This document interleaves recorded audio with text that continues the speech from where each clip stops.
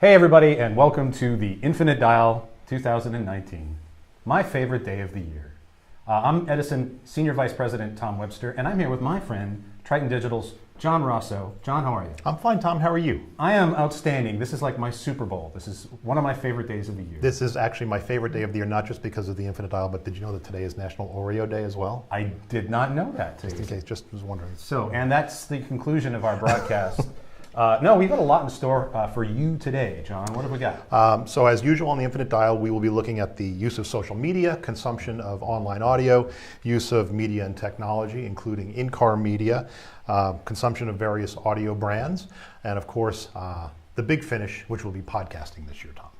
Yes, we are going to close out with podcasting. And by the way, I know that there are some viewing parties out there. I'd like to say hi to them. I know the Libsyn folks are watching, and we'll give some shout outs as we go along. And did you know that somebody made a bingo card? Can you like tweet us pictures of your viewing party with the hashtag Infinite Dial? Today's hashtag is Infinite Dial. Thanks for that. I'm not doing my job because I'm not terrible at it. Well, someone made bingo cards. Bingo cards. Someone made bingo cards that feature some of the phrases that John and I like to say as if we repeat ourselves a lot. Go figure. We're going to try and thwart that as best we can. We'll mention things like hurling stick growth, for instance, instead of, well, I can't say it. Or I'll say, thank you, Tom, instead of the other thing. The other thing, right. So we're going to try and make it hard on you for you bingo players.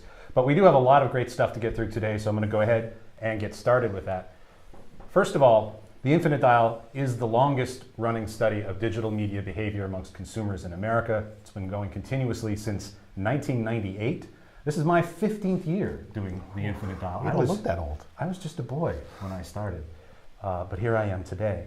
And we've essentially done it the same way every year with the same gold standard methodology. We use telephone sampling to do this. Telephone sampling remains really the most accurate way and the only way to truly represent the US population so that these numbers are in fact projectable to the US population. We divide the interviews up proportionally between landline and cell phone to meet the current US stats on that. We deliver it in English and Spanish, and then the data is weighted to census figures. So again, everything that you're going to see is going to be representative and projectable to the US population. We've got quite a consequential report this year, John. I think some things will make some news, and certainly one of the things that I think is going to make some news are some of the particular findings in our social media section. So we're going to start with that. We've been tracking social media for well over a decade now. And currently, if we look at the population 12 plus who say they have ever used social media, that number right now, currently ever using social media, that number now is 79%. And if you step back from this graph and sort of look at it from a distance for the last 4 years, it's really flat. We're now at an estimated 223 million people 12 plus who say they use social media. And it kind of seems like we may have hit peak social, John. We might have flattened out on that. Now, social media brands remain some of the most widely known brands in America. You can see Facebook, Instagram, and Twitter all exceed 90% awareness, which means more people are aware of these brands than actually have internet access. That's certainly especially true with Facebook. And you see all of these brands have become fairly well known, all the way even down to LinkedIn and WhatsApp, which we've included this year. Usage, however, is a very different story. Now, some of the brands on here have remained fairly stable over the last 3 years, which mirrors overall social media consumption. But you can see a fairly significant drop for Facebook from 2017 to today. 2 years ago, 67% of persons 12 plus used Facebook. Today, 61% do. We also see a drop with Twitter over the past 2 years. That's second from the bottom on this list. Twitter's gone from 23% of Americans 12 plus to 19%. So those two brands have taken some declines. We do see an increase with Instagram, which has gone from 34 to 39 in the past 2 years. And really everything else is fairly stable. LinkedIn remains very stable at 22. Just to zoom in a little bit on that Facebook stat, here's our Facebook tracking all the way back in 2008 when it was 8% of the US population. And you can see really Facebook kind of peaked in 2017 and it's fallen off 2 years in a row. So that's That's looking like a trend. That's looking like a trend to me. We're kind of back down to 2015 levels of usage. So that's still an estimated 172 million users. It's still certainly a very widely used brand. I myself use it every day. But that number, that decline, works out to a net of 15 million fewer Facebook users today than in 2017. Now, that does not mean that 15 million Americans deleted their Facebook accounts or did anything so draconian. If that's on your bingo card, draconian. But it does mean that a net of 15 million fewer people are using it. And there's a very clear demographic story here. If we look at this by sort of three broad age groups, you'll see 55 plus actually grew from 49% to 53%, which certainly implies that if we have 15 million fewer users today and 55 plus actually grew, that we see some fairly steep declines. And we see that age 12 to 34. 2 years ago, 79% of 12 to 34-year-olds use Facebook. Today, 62% tell us they use Facebook. And to work that out into raw numbers, that was 82 million 12 to 34-year-olds 2 years ago. And today, 65 million 12 to 34-year-olds say that they use Facebook. That's a decline of 17 million users in the 12 to 34-year-old demographic. Where have they gone, you might ask? And where have they gone, Tom? I'd said you might ask. I might ask. And you did. And I might well answer, it's kind of confusing. They may not have gone anywhere. If you look, Facebook certainly declined 12 to 34, and Twitter also sees a decline 12 to 34. But the other social media brands really didn't see significant increases 12 to 34. So it's not like they left Facebook to go somewhere else necessarily, at least in the past couple of years. They just stopped using Facebook as much. Now here's a question that we've asked for the last 5 years. Which social media brand do you use most often? What's the most popular social media brand in America? Continues to be Facebook at 52% of persons who use social media, so it is still in the majority. But it's lost a fair amount of mind share here since 2015 when it was 65%. Now you can see certainly that both Instagram and Snapchat have grown. And one of the kind of really interesting things on this graph is something that might get overlooked, and that's the percentage of other at the end has gone from 15 down to 14 and 12, and now it's at 9. So that kind of means that people are just using fewer platforms. Fewer platforms are being named for this question. And I'll round out this section by looking at this same data by 12 to 34-year-olds, and this tells a fairly alarming story for Facebook, at least 12 to 34. In 2015, 58% of this young end demo said that Facebook was the brand they used most often, followed by 15% for Instagram. Today, those two numbers are 29 and 26, and you can see Snapchat here has really grown to be kind of in a tie for first place with Facebook. And certainly, Facebook and Instagram combined in 2019 are lower with 12 to 34-year-olds than Facebook alone was in 2015. So there's a real story roiling under the surface of these data with social media, and I will of course be on Facebook later to talk about it because I'll be on Snapchat. You'll be on the Snapchat, and I'll be pinning things as well. So that's a look at social media brands. Of course, all of these social media brands are accessed through technology, and with that terrible segue, I awkwardly hand things back over to John Rosso. All right, thank you, Tom. Now we dig into our media and technology section, first with a look at smartphone ownership. Now, some 12 years ago, after the launch of the iPhone, smartphones are nearly ubiquitous with 84% penetration. However, as you'd expect, at some point, the market just becomes saturated and the growth slows. So this is what appears to be happening now as ownership of smartphones levels off in the mid-80% range. We estimate that 237 million Americans 12 plus now own a smartphone, and right now about 200 million of them are receiving robocalls. Now let's look at what's happening with tablet ownership. After 4 years of relative stability, we're seeing a significant move up by 6 points in 2019. That's actually a 12% increase. I wondered what was driving this increase, so took a look inside the data. And there are increases in penetration of both Apple and Android tablets, but it's the Amazon Fire tablet that grew fastest, up 23% year over year. Now, many wondered whether there would ever be a consumer market for tablet devices. Well, with 158 million of them out there just in the US today, and global sales volumes of over 150 million units a year. The tablet business seems to be doing just fine. And now onto my favorite section of the Infinite Dial, the one where we talk about smart speakers.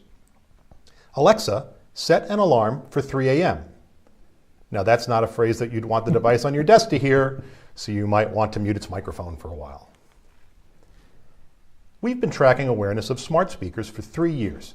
In 2017, about 2 years after Amazon launched the Alexa service, awareness was already quite high at 69%.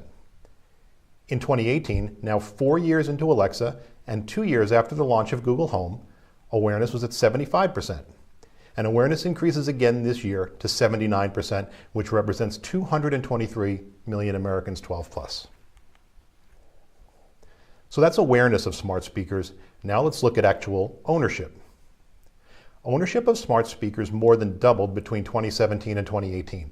And we have another big increase this year, with 23% of those 12 plus now owning one or more. That's 1 in 5 people, almost 1 in 4. As I mentioned a moment ago, Amazon launched the Alexa in 2014, a full 2 years ahead of Google Home hitting the market. Alexa still has a considerable lead over Google Home in the US. However, in Canada, Google Home launched at about the same time as Alexa, and according to our 2018 Infinite Dial Canada survey, Google has a considerably larger share of that market. And then we have Apple's HomePod at just 2%. At almost 5 times the price of an Echo Dot or a Google Home Mini, it's not surprising that the HomePod has a much more limited appeal. Whether it's Amazon's Echo, Google Home, or the Apple HomePod, it's clear that smart speakers are not just that goofy fad that my wife insisted they would be. In 2018, we reported that smart speaker-equipped households had on average 1.7 devices, with 2/3 of those households owning just one smart speaker, and only 11% owning 3 or more. In our 2019 survey, we find that the number of repeat customers for smart speakers is going up significantly, with the average number of units per household now increasing to 2. The number of people who told us they own 2 devices grew, but not nearly as much as the 3 or more category, which more than doubled to 24%. That suggests that when people go back to buy their second device, they're not just stopping at 2, and instead buying multiple additional units. Tom? John? You ever think about what people do with all those smart speakers? Well, I have a rich and fascinating home life, John. I hope the machines aren't listening to me, but why don't you tell us? Well, frequently, Tom, it's to listen to online audio in all of its various forms. Now, as a reminder, we define online audio in the Infinite Dial survey as the listening to the online streams of AM and FM radio stations or to streamed audio content available only on the internet. And now let's move into our 2019 update on the world of online audio. Once again, the listening to online audio increases, with 67% of Americans 12 plus telling us that they listen at least monthly. That 67% now represents 189 million people. We've been tracking this behavior for almost 20 years now, and with only a few exceptions, we've seen growth every year. And that growth seems to be powered mostly by old people, those aged 55 plus, like some people we know. In that demo, we saw a significant move up by 7 points, which is an increase of 21%. There was a smaller but still significant increase from 88 to 91% in the 12 to 24 demo, while 25 to 54 held steady year over year. And as you would expect, the number of people who say they listen to online audio weekly has increased as well, now estimated to be 169 million people. That's 60% of those 12 plus, compared to 57% a year ago. A few slides back, Tom told you that 61% of Americans say they've used Facebook. It's worth noting that the reach of online audio is now about the same as Facebook and far larger than any other social media. We've seen the time spent listening to online audio bouncing around quite a bit since 2014, but this year there's a solid move up to 16 hours and 43 minutes per week. That's a 22% increase compared to last year's 13 hours and 40 minutes. It's likely that much of the increase is attributable to the increasing convenience of listening on smart speakers. Now, when you see someone on the street wearing headphones, it's easy to assume that they're listening to music or maybe a podcast, maybe, Tom, your podcast, right? I doubt it. Well, if they're not listening to your podcast, maybe they're listening to our old friend, the audiobook. And after a long flat period, we're seeing a significant increase in the number of people who listen to audiobooks. You know, there's another data point that suggests that audiobooks are increasing in popularity, and that's the 20+% growth in revenue that the industry reported last year. So audiobooks certainly continuing to increase in popularity after a long period of flatness.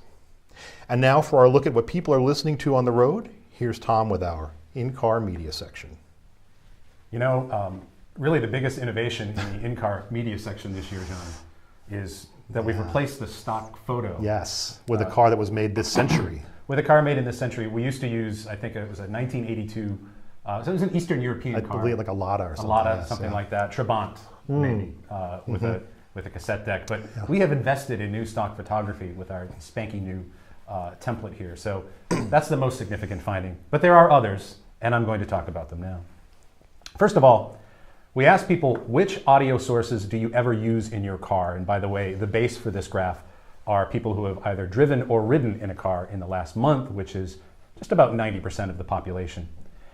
AM/FM radio remains the dominant source here at 81% of riders and drivers saying they have listened to AM/FM radio in their car in the last month. And kind of tied for second, we have your own music, whether it's in a digital file or in a CD player. And then we have online radio at 28%, podcasts at 26%, and Sirius XM satellite radio at 22%. Now, one of the things that we know from another research project that we have ongoing called Share of Ear is that the share of time people spend listening to these sources at home and at work have juggled around a little bit over the past 4 or 5 years. So we have seen some movement there. But in the car, things remain relatively stable. And we'll look here at trending for the last 3 infinite dial studies. You can see AM/FM radio very stable, 82, 81% all 3 years. And owned digital music also incredibly stable at 45%. You do see a decline here with CD players going from 52% 2 years ago to 43% this year. And I think some of that, John, is just because a lot of new cars aren't even installing CD players. So that Styx Greatest Hits CD you love to rock, you'd have to hang it on your rearview mirror like everybody else. I got to move that little air freshener first. You got nowhere to stick it. Online radio also remains stable. But look, here we see the real growth on this chart. The real change is podcasts. And podcasts go from 19% of riders and drivers say they've ever used them to 26%. That's a fairly significant increase over 2 years. And it might just be a harbinger of things to come, John. Ooh, harbinger. Isn't that one of the bingo card words? No, but that's a drink word. You have to. What are you drinking today in your Infinite Dial mug, by the way? Infinite Dial brand coffee. I'm drinking a California champagne. It's noted, fermented in the bottle, noted for its excellence. Thank you. We also asked people, what is the audio source you use most often? And again, the car remains fairly stable. There has been a slight decline in AM/FM radio, 57% 2 years ago to 52% this year. So there's been a small decline, obviously not a very rapid one. And the only other real significant difference to talk about in this graph is if you combine online audio and podcasts, those two categories combined have gone from 12% in this graph to 16% this year. So things have changed a little bit. Obviously things in the car change much more slowly because we don't buy new cars very often, but we are starting to see some movement. And these last 2 graphs in this section really tell an interesting story. When I first saw this slide, I was mildly surprised. I'm not surprised by much, John. I was mildly surprised that phone seemed to have taken a pause here. Why would this go down? It was 42% say they've ever listened through their cell phone in the car, and that could be with a USB connection, that could be Bluetooth, that could be just an audio patch cable, however you want to rock it. And that went down this year to 41% of the US population. Now, why did this go down? Well, here's one compelling reason. The percentage of people who say they have an in-dash information and entertainment system has actually gone up significantly. If you have one of these entertainment systems, you don't need to plug your cell phone into your car.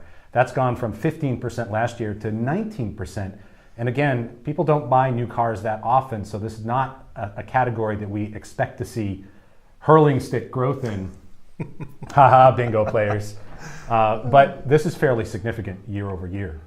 So, what are people listening to in those cars, John? Well, Tom, they're listening to online audio.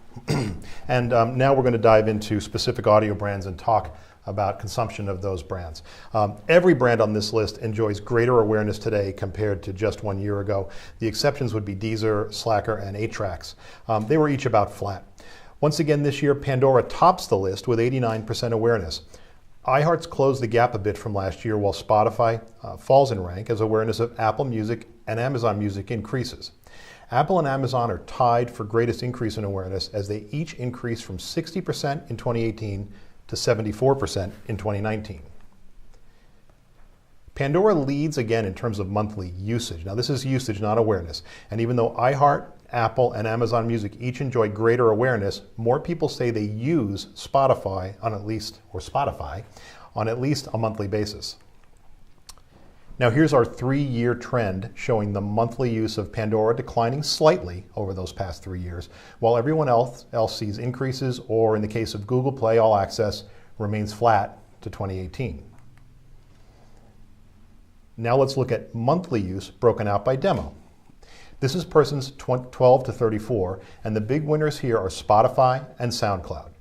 Monthly use of Pandora drops off a bit more rapidly with this younger group, while Google continues to be flat, or Google. The story is a bit different as we look at persons 35 to 54. Use of Pandora is increasing with this demographic, as is consumption of all of the others, well, except for Google Play, which is flat once again. iHeartRadio is trending up more consistently with this group, unlike the 12 to 34-year-old group where they've been a bit up and down. A reminder that we've been looking at consumption by people who told us they listened in the past month. Now let's look at the weekly listening to these services.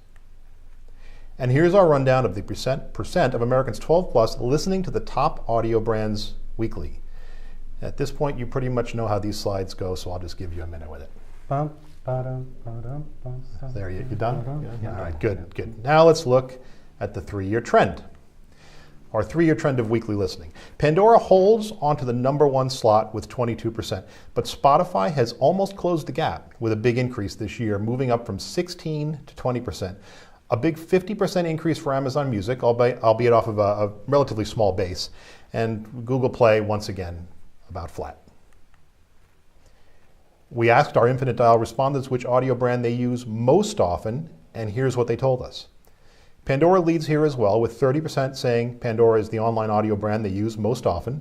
Spotify is second at 25%, and the others are in the 4 to 11% range. 13% say they most often use some service other than these top audio brands. Amongst the major online audio services, Google once again brings up the rear. Now let's take a minute to drill down on one of these services, which I apparently did a little early on that slide. We'll go back for a moment in case you missed it. Where is it? Sorry, folks. Anyway, we're gonna go to this one. This is a different look at that same data, this time highlighting Amazon Music and its 9% share of most often-ness, meaning that 9% of our respondents told us that Amazon Music is the service they use most often. Right? Now, through the magic of cross-tabulation, let's look at what the owners of smart speakers told us. What they told us is they use Amazon Music a lot more than non-smart speaker owners. I think it's safe to assume that we'll see Amazon Music continue to grow along with the increased penetration of smart speakers. Of course, most people identify YouTube with video, but many use YouTube for music. Google relaunched the YouTube Music service in the first half of 2018 with new features to make it more competitive with Spotify and Apple Music. This included a premium ad-free product and the ability to listen when the phone is locked. We're seeing a considerable move up in the number of people who report listening to YouTube Music weekly, now at 50%. And it's younger people who seem to be flocking to YouTube for music, whereas the 55 plus crowd must still be going there for cat videos. Well, that's the 2019 rundown of audio brands. And now the part of the Infinite Dial that everyone, especially Tom, has been waiting for, the part where I don't screw up the slides. Well, the podcast. It still could happen. You're close enough to the clicker that it could happen. First of all, I'd like to remind everybody that if you would like to listen to this webinar as a podcast, just close your eyes. Thank you. I got a feeling, John. I got a feeling. What's that feeling, Tom? That tonight's going to be a good night For podcasting? For podcasting. For podcasting. Yeah. We've been tracking podcasting for quite a long time, actually, since 2006. And as anybody who has followed the Infinite Dial over the years knows, it has grown every year, kind of slow and steady. But we certainly have had a feeling internally before we fielded the data that this could be kind of a good year for podcasting. There's just so much more increased traffic, so much more increased volume, and we hear it from our clients as well. So without further ado, let's have a look at the podcasting numbers for 2019. The first question we always ask is, are you familiar with the term podcasting? And this year, 7 in 10 Americans say they are familiar with the term podcasting. That's up from 64% last year, and that's an estimated 197 million Americans. That's a lot of Americans. That ain't nothing. That ain't nothing. Now, as I like to mention on this slide, these are people that are familiar with the term. That certainly does not mean that they listen, and it also doesn't mean that they know what a podcast is. In fact, the gap between the people who currently ever listen to podcasting and these people who say that they are familiar with the term, really kind of 3 groups of people in there. One group are people that have heard the term, but don't really know what a podcast is. The second group are people that have heard the term, maybe they know what they are, but they just haven't found a reason or a show compelling enough to them to change their other media habits. And then, of course, there is a percentage in there of what you would call trier rejectors, people who maybe once listened to a podcast a long time ago, but now don't count themselves as a listener. They perhaps heard my podcast back in 2005, which turned them off from me and the medium in general, which would not surprise me. So that's awareness. Let's start looking at usage.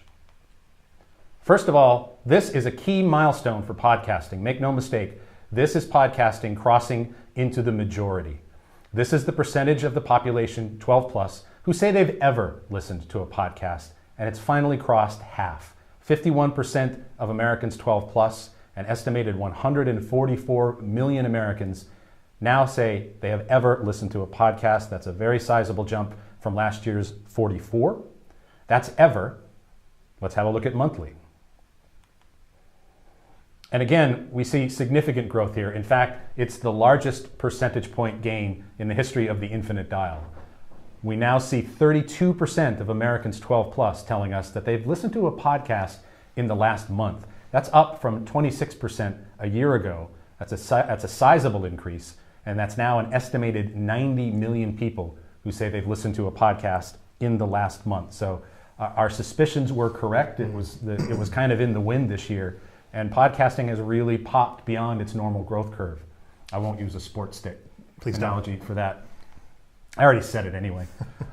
Let's look at how this divides up in terms of demographics. First, we'll look at gender. And you can see that monthly podcast consumption has grown both with men, in fact, pretty significantly with men, from 27% monthly to 36% of men 12 plus listening to a podcast in the last month. Podcasting continues to be somewhat shifted towards men, but that is sort of evening out over the years. But women also increased pretty dramatically from 24% to 29%. So we've seen growth with both men and women. But the more compelling story to me is the demographic story. And there's a fascinating story behind this story. First of all, podcasting has grown in all 3 of these major demographics that we have on the slide. 55 plus, it went from 13% to 17%. 25 to 54, it went up 7 percentage points from 32% to 39%. But look at 12 to 24. 12 to 24 went up 33%, from 30% to 40%. That's 33% growth, 12 to 24. And that's in a demographic that has historically, at least in the earlier days of podcasting, lagged behind 25 to 54. And a part of the big reason of that certainly was content, but also maybe just not knowing that a podcast was for them. We decided to dig into this data a little bit and see what might be driving that. And we hit upon an interesting correlation. Now, I'm not going to say that this is causal because, as Edward Tufte once said, correlation is not causation, but it's a pretty good clue. So here's what we found when we looked at one particular group of 12 to 24-year-olds.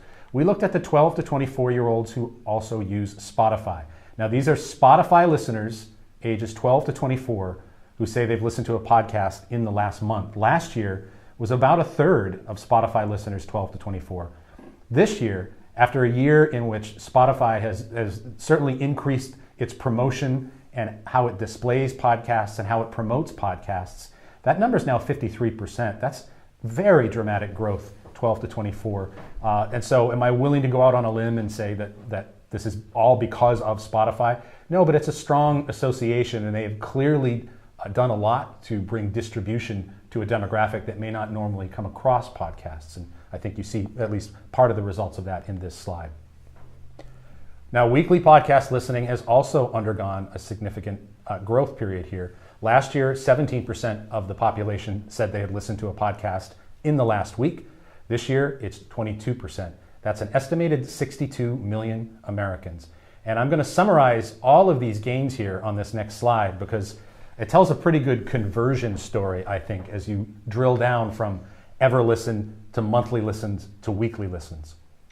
First of all, podcasting added 17 million more Americans 12 plus who are familiar with the term than we had last year. So 17 million more Americans know the term podcasting today than this time in 2018. 20 million more Americans tell us they've ever listened to a podcast year over year. 17 million Americans tell us that they have listened to a podcast in the last month more than last year. And 14 million more Americans tell us they've listened to a podcast in the last week. Pretty good if you think about 20 million to 17 to 14. That's some good funnel action, sure. Funnelization. Funnily, last slide in this section here before we get to some observations. We always ask people, what is the number of podcasts you listened to in the last week? The base for this, obviously, are people who say that they listened to a podcast in the last week. So these are just weekly podcast listeners. For several years, the mean for this slide was 5 podcasts per week. Last year, we saw it bump up to 7, and I speculated that at least part of the cause last year might have been the addition of a number of new short daily podcasts, which are easy to add to your audio diet. But we are seeing in our share of ear research that people are spending more time listening to podcasts in general. So it's not necessarily that at all. And it's just, I think simply there's a lot more good content out there. So this year, and we have an innovation this year, John. We do. You mean beyond that new car dashboard? Beyond the new car dash. We have Edison's first sliding pie. Ooh, would you like to see it? Yes, I would. I love pie. This is our first sliding pie. And that mean, again, is 7 podcasts per week. So that number looks like it's sticking. And again, we know from share of ear, the share of ear for the time we spend listening to podcasts as the overall pie of audio has more than doubled in the last 5 years. So this certainly backs that up. Now, we've got a few observations, and I will kick this off to John. Thank you. Oh, I almost said thanks, Tom. I said thanks, Tom. Drink. There you go. Drink. Fermenters in the bottle. Online audio has reached a new high in weekly time spent listening, now over 16 hours a week. I believe that's quite likely driven by podcasting and adoption of smart speakers. And podcasting, as we've just seen, it's reached a key milestone. The majority of Americans, 51%, now say they have ever listened to one. So it's now become a majority behavior. And along with the increases in podcast listening, audiobook consumption has also surged, indicating a trend towards increased spoken word consumption. Social media usage appears to have stalled. Facebook and Twitter have declined, especially with younger users, and we see Facebook has lost 15 million users over the last 2 years. And smart speaker ownership continues to grow, approaching 1 in 4 Americans age 12 plus. The average smart speaker user now tells us they possess 2 devices. We love the Infinite Dial so much that we have a whole bunch of Infinite Dial reports coming out just in the next 2 months.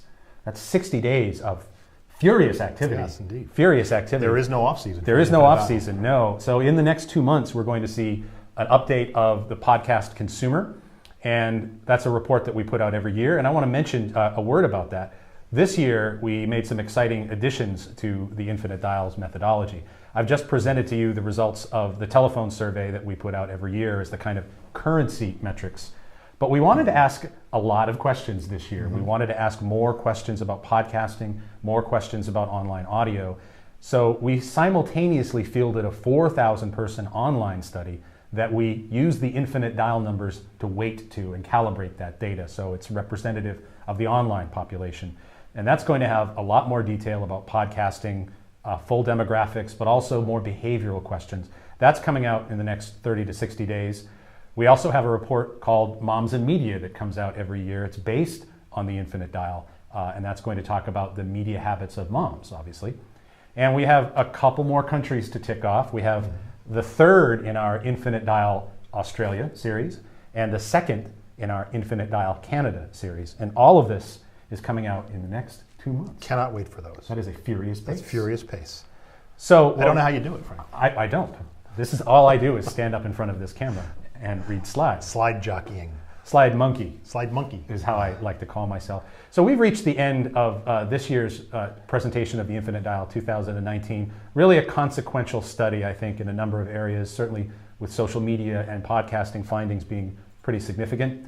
So with that, I want to encourage you, if you have questions, please ask them on Twitter. Use the hashtag Infinite Dial. I'll be on Twitter all night on the train, all night on my train back to Boston, answering some of those questions.